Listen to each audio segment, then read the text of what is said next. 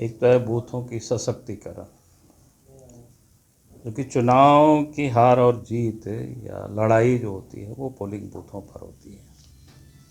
इसलिए देशव्यापी एक अभियान है कि भारतीय जनता पार्टी का कि हमें सभी बूथों को मजबूत करना, यानी वहाँ कार्यकर्ताओं की टोली को खड़ा करना। तो उस पर पूरी आप देख रहे होंगे, पहले प्रमंडल स्तर पर भी बैठक हुई, प्रदेश स्तर पर भी अभी तक क्या प्रगति हुई, जो ये यहाँ भी आज बुलाया गया था जिलाध्यक्षों को। तो हम कह सकते हैं 75% से भी कहीं अधिक, जिसको कहते हैं कि बूथ स्तरों में कार्यकर्ताओं की टोली को खड़ी की गई है और उसको मजबूत करने की काम चल रहा है। जो थोड़ा बहुत और बचा हुआ है उसको भी लोग पूरा कर लेंगे। फिर पार्टी का कुछ केंद्रीय कार्यक्रम होता है जो नियमित रूप से हम सब लोग करते हैं, प्रत्येक वर्ष करते हैं।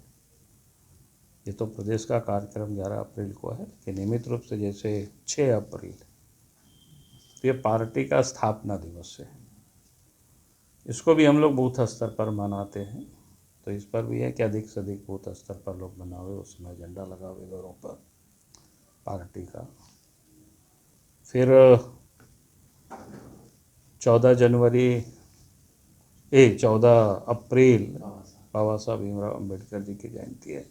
ये भी हमारा राष्ट्रीय कार्यक्रम है और उस दिन भी समरस दिवस के रूप में पूरे प्रदेश ही नहीं बल्कि देश भर में, जो मैंने कहा कि 6 अप्रैल 14 अप्रैल ये सब देश भर में कार्यक्रम होता है और बूथ स्तर पर होता है, यानी जितनी अधिक से अधिक जगहों पर कर सके। एक तो इसकी तैयारी थी की बैठक, और जो दूसरा जो 11 अप्रैल को है, तो 11 अप्रैल को हम सब लोगों के प्रयास है कि जो आपको पहले भी अध्यक्ष जी ने बताए हुए हैं कि भाई हर बूथों से, हर गांव से उस दिन कार्यक्रमों में लोग पहुँचे, इसकी प्रयास हम लोग कर रहे हैं।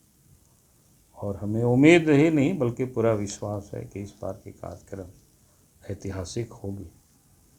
तो सचिवालय के घेराव का जो कार्यक्रम है वो ऐतिहासिक होगी, अद्भुत होगा। क्योंकि अब इस राज्य में जनता इस सरकार से पूरी तरह से उब चुकी है। जब से हेमंत सोरेन के नेतृत्व में सरकार बनी है, कानून व्यवस्था बिल्कुल बिगड़ गई है। अभी आपने देखा होगा कि पिछले दिनों किस प्रकार की जो परिस्थितियां पैदा हुई। अब याद करिए, विधानसभा भवन में उर्दू कक्ष से लेकर के फिर जहाँ भी मुस्लिम अल्पसंख्यक है उन गांवों में विद्यालयों का, अब याद करिए विधानसभा भवन में उर्दू कक्ष से लेकर के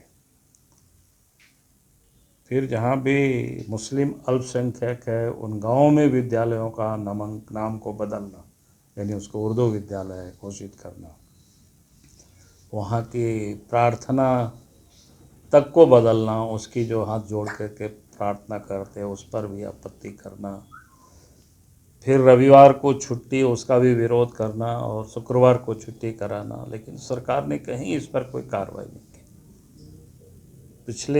पिछले साल जून में ही रांची में जो घटना घटी थी, नमाज के बाद सड़कों पर हज़ारों लोग निकले, कितने तोड़ फोड़ हुआ, किसी से छुपा हुआ नहीं, पुलिस को गोलियां भी चलानी पड़ी, जबकि कहीं और से कहीं कोई किसी की ओर से कोई विरोध भी नहीं था। कोई किसी को समझ में नहीं आया, जिसको कह सकते हैं अकारण।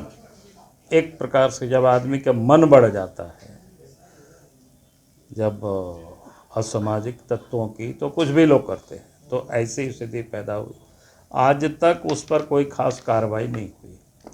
तो मन तो और बढ़ते ही गया। पिछले दिनों शिवरात्रि की घटना जगह जगह पर हुई, सबको पता है।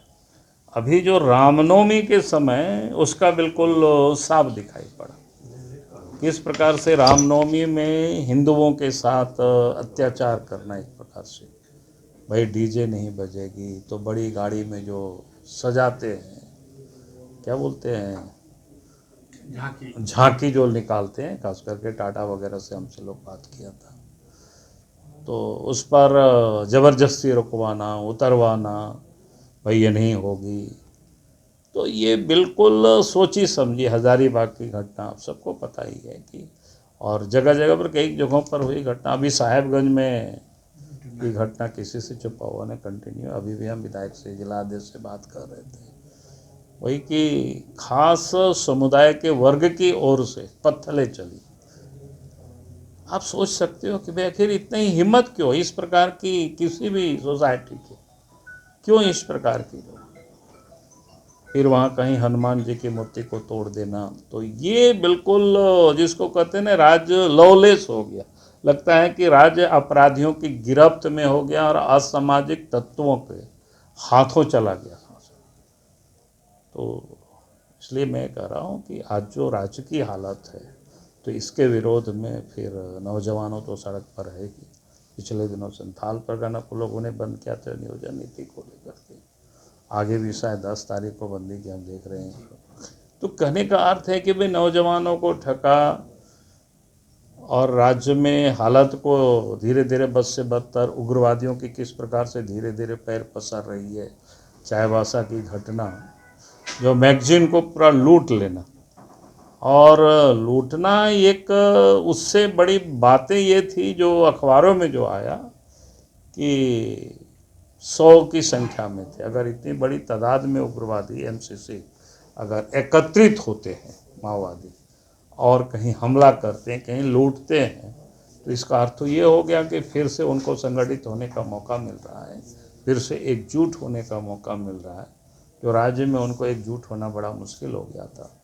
तो ये राज्य के एकदम अलार्म की, जिसको कहते हैं ना, सिचुएशन है।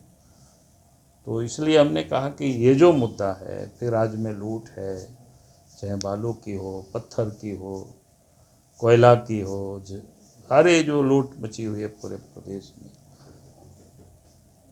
तो इन सारे चीज़ों के विरोध में वो प्रदर्शन होगी, वो घेराव होगा सचिवालय का। वो हमने कहा कि वो ऐतिहासिक होगा।